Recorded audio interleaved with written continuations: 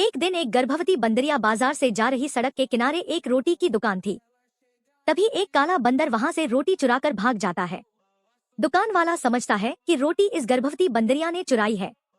वो बिना सोचे समझे एक लकड़ी उठाकर उसे मारता है और भगा देता है। वो गुस्से में चिल्लाता है, चोर चोर।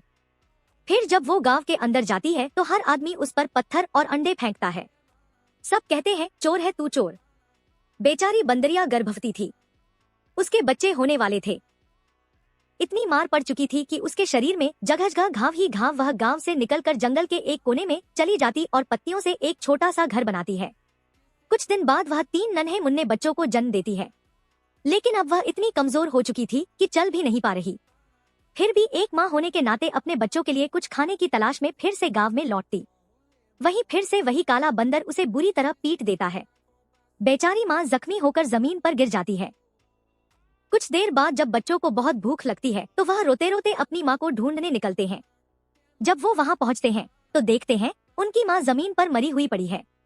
एक नन्हा सा बच्चा रोते हुए बोलता है, माँ उठ जाओ, मुझे बहुत भूख लग रही है। लेकिन माँ कभी वापस नहीं उठती।